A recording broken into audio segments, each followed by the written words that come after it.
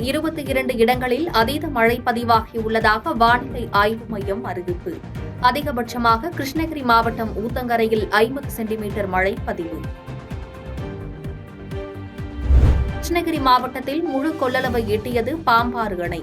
15,000 கனஅடி உபரிநீர் வெளியேற்றப்படுவதால் வெள்ளத்தில் அடித்து செல்லப்பட்ட வாகனங்கள்.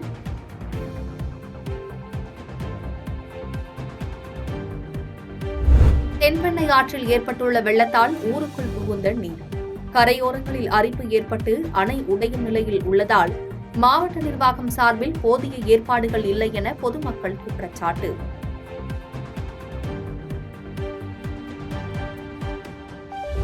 கும்பகோணம் அருகே பழைய வீடு இடிக்கும் பணியின் போது உடைந்து விழுந்த சுவர். இடிபாடுகளில் சிக்கி 2 வாலிபர்கள் உயிரிழப்பு.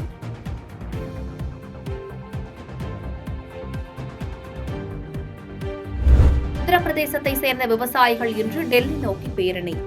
டிஎன்டி விமானப்பாதை மற்றும் சில்லா எல்லையில் போக்குவரத்து நெரிசல்.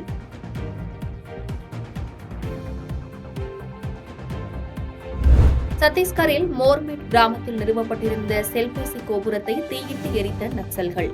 தீயிட்டு எரிக்கப்பட்ட இடத்தில் கிடைத்த நக்சல்களின் துண்டு பிரசுரத்தை கொண்டு எஃப்ஐஆர் பதிவு. டெல்லியில் ஜீசஸ் மேரி பெண்கள் கல்லூரியில் மாணவர்கள் போராட்டம். செமஸ்டர் தேர்வுகளில் முறைகேடு நடந்ததாக கூறி போராட்டத்தில் ஈடுபட்டதால் பரபரப்பு.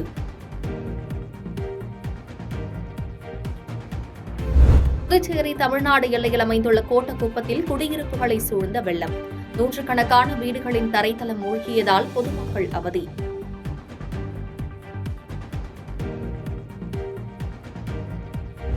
சென்னை பெருநகர் மற்றும் புறநகரில் ஓரிரு இடங்களில் இடி மின்னலுடன் கூடிய மிதமான மழைக்கு வாய்ப்பு. அடுத்த 24 மணி நேரத்துக்கு வானம் ஓரளவு மேகமூட்டத்துடன் காணப்படும் என வானிலை மையம் தகவல். திருவண்ணாமலை அண்ணாமலையார் மலையிலிருந்து 40 டன் எடை கொண்ட பாறை மண் சரிவுடன் வீடுகள் மீது சரிந்து விழுந்தது. இடிபாடுகளில் 2 வீடுகள் சேதம்.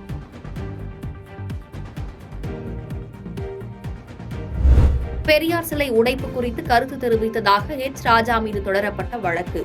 6 மாதம் சிறை தண்டனை விதித்த நிலையில் மேல்முறையீடு செய்ய அவகாசம் அளித்து சிறை தண்டனை நிறுத்தி வைப்பு. சென்னை பல்கலைக்கழக பருவத் தேர்வுகள் ஒத்திவைப்பு.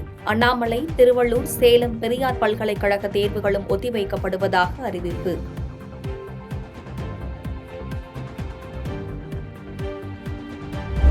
திருவண்ணாமலையில் மலையடிவார பகுதியில் ஏற்பட்ட மண் சரிவில் 7 பேர் சிக்கியதாக தகவல்.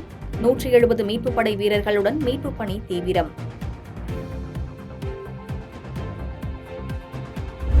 வாணியம்பாடி அருகே தொடர் மழை காரணமாக வீட்டின் மேற்கூரை மற்றும் சுற்றுச்சுவர் இடிந்து விழுந்து சேதம். அதிர்ஷ்டவசமாக மூதாட்டி உட்பட 5 பேர் உயிர் தப்பினர். எங்க வீடு நைட்டு 2:30 மணி இருக்கும், இடிஞ்சு விழுந்துருச்சு. நாங்கெல்லாம் அது உள்ளதான் இருந்தோம், படுத்துனோம். 12:30 மணிக்கு ஒரு பக்கமாக இடிஞ்சு சத்தம் கேடுச்சு. நாங்கள் அதிலே பயந்து நான் வெளியே போயிட்டோம். அன்னைக்கு சின்னதாக ஒரு கொட்டாய் இருக்குது எங்களுது. நாங்கள் அதுக்கு போயிட்டோம். நாங்கள் காலையில் எல்லாரும் அதிகாரம் இங்கே வந்து பார்த்துன்னு தான் போகிறாங்க. என்ன அதுக்கு தான் என்ன ஸ்டெப்பும் எடுக்கல. கனமழையால் ஸ்ரீபெரும்புதூர் அருகே அறுவடைக்கு தயாராக இருந்த நெற்பயிர்கள் நீரில் மூழ்கி சேதம். திருவண்ணாமலை மாவட்டம் வந்தவாசி அடுத்த தெய்யாறு, காட்டேரி உள்ளிட்ட மாவட்டங்களில் 100 ஏக்கர் விளைநிலங்கள் நீரில் மூழ்கின.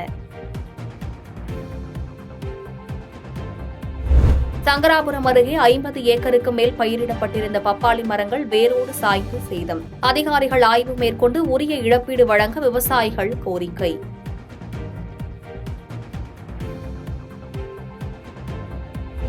செய்யார் அணைக்கட்டு முழு கொள்ளளவை எட்டியதால் வெள்ளப்பெருக்கு. திண்டிவனம், வந்தவாசி, புதுச்சேரி, சிதம்பரம் செல்லக்கூடிய பேருந்துகள் நிறுத்தம்.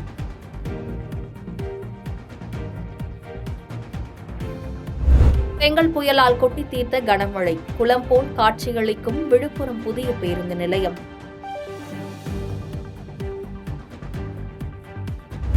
திருச்சி விமான நிலையத்தில் அரிய வகை பல்லிகள் பறிமுதல்.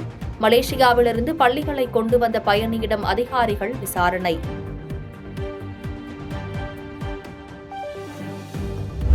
மழை வெள்ள பாதிப்புகளால் மக்களவையை ஒத்திவைக்க கோரி திமுக சார்பில் தீர்மான நோட்டீஸ்.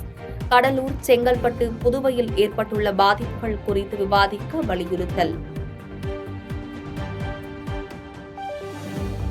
கார்த்திகை மாத சோமவாரத்தை ஒட்டி மதுரை மீனாட்சி அம்மன் கோவிலில் சிறப்பு யாகம்.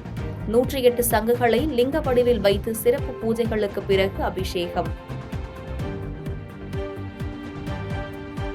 பாதகம் செய்பவரை கண்டால் நாம் பயங்கொள்ளலாகாது பாப்பா.